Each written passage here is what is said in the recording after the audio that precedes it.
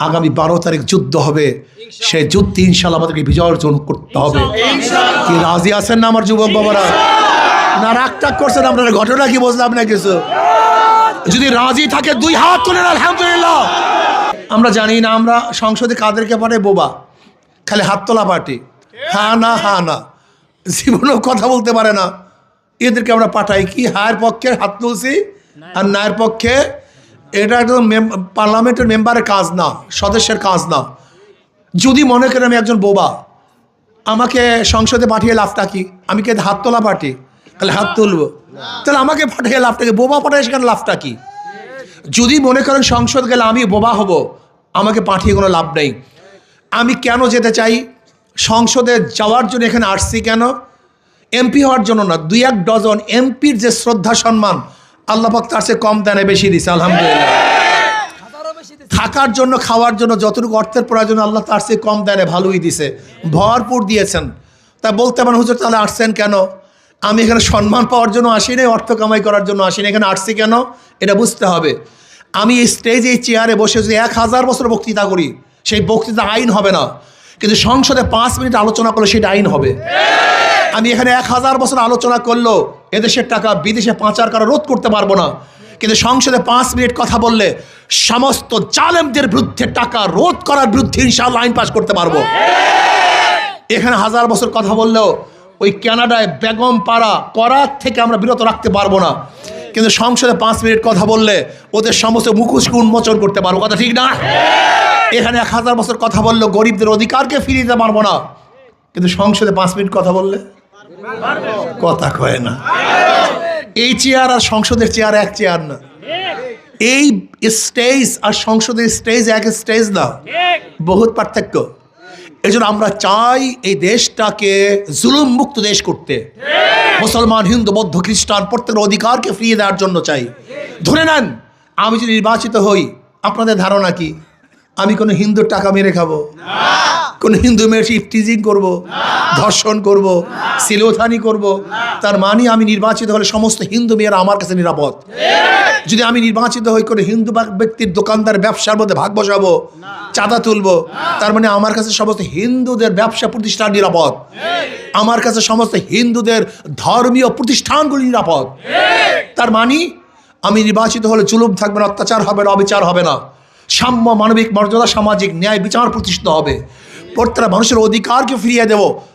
আমি বিশ্বাস করি আল্লাহ যদি আমাকে কবুল করেন, কমপক্ষে আমার কনস্টিটিউশনের মধ্যে মিথ্যা মামলা, কেউ মিথ্যা মামলায় হয়রান হবে, এটা হতে দেব না ইনশাআল্লাহ। এটা হতে পারবে না, বিশ্বাস করেন, এটা হতে পারবে না। কোনো মায়ের বুক খালি হবে না, কোনো স্ত্রী বিধবা হবে না ইনশাআল্লাহ, কোনো বাচ্চা এতিম হবে না ইনশাআল্লাহ। আমি চেষ্টা করব সাম্য, মানবিক মর্যাদা, সামাজিক ন্যায় বিচার প্রতিষ্ঠা করতে। যুবকদেরকে কর্মসংস্থান কিভাবে করা যায় সেই ব্যবস্থার জন্য চেষ্টা করব। আমার মা বোনদের ইজ্জত আবরুকে রক্ষা করার জন্য চেষ্টা করব। খাস করে আমি আমার বাখেরগঞ্জ বাবাদেরকে বলবো, ওদেরকে বারবার নির্বাচিত করেছেন, ওরা কি করেছে আপনারা দেখেছেন, ওরা কি করতে পারে তাও আপনারা জানেন, কিন্তু আমাকে একবারও দেখেন নাই। কিন্তু যদি মনে করেন এই বাংলাদেশটাকে জুলুম মুক্ত দেশ করার জন্য, অন্যায় অবিচারকে চিরতরে রোধ করার জন্য, দুর্নীতিকে চিরতরে কবর রচনা করার জন্য যদি আপনারা সবাই চান, তাহলে আসুন। এই কাজ শুধু আমার না, এই কাজ আমাদের সবার। এই দায়িত্ব আমার না, এই দায়িত্ব আমাদের সবার। মুসলমান, হিন্দু, বৌদ্ধ, খ্রিস্টান, মুরব্বী, যুবক, পুরুষ, মহিলা, সবার দায়িত্ব। এই কাজ শুধু আমার না, এই কাজ আমাদের সবার। এটা আমার দায়িত্ব না। এ দেশকে বিনির্মাণ করার দায়িত্ব শুধু আমার না, এ দায়িত্ব আমাদের সবার।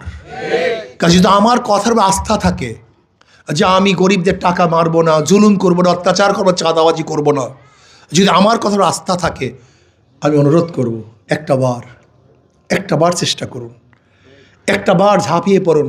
ইনশাআল্লাহ যদি আমার পক্ষে, হাত পাকার পক্ষে আপনারা নামেন, আপনাদের মুখে কালি লেপন হবে না, ইনশাআল্লাহ লজ্জিত হবেন না যে আহা করলাম কি হইল, হবে না। আপনাদের হাসি আরো বাড়বে, সুখ শান্তি আরো বাড়বে, আনন্দ খুশি আরো বাড়তে থাকবে, কমবে না ইনশাআল্লাহ। গরিবরা বুঝেই না আমরা ওদের আপন, সবচেয়ে ওরা বুঝতেই চায় না। সবচেয়ে বড় সমস্যা যাদের শরীরের মধ্যে হারামের রক্ত নাই, যার বাবার শরীরের মধ্যে হারামের রক্ত নাই, যার দাদার শরীরের মধ্যে হারামের রক্ত নাই, তারাই পারে হারাম মুক্ত, সন্ত্রাস মুক্ত, দুর্নীতি মুক্ত দেশ করতে। অন্য কেউ পারবে না, সম্ভব না। এর জন্য আসুন এই কাজটা আমাদের সবার আজকের থেকে সবার কাজ মনে করে, আর মাত্র কয়েকটা দিন, আগামী 12 তারিখ যুদ্ধ হবে, সেই যুদ্ধে ইনশাল্লাহ আমাদেরকে বিজয় অর্জন করতে হবে। কি রাজি আছেন না আমার যুবক বাবারা? না রাগ টাগ করছেন আপনারা? ঘটনা কি বুঝলাম না কিছু। যদি রাজি থাকে 2 হাত তুলেন আলহামদুলিল্লাহ। নারায়ে তাকবীর, নারায়ে তাকবীর। আল্লাহ আমাকে এবং আমাদের সবাইকে কবুল করে নেন। আমিন। আল্লাহ।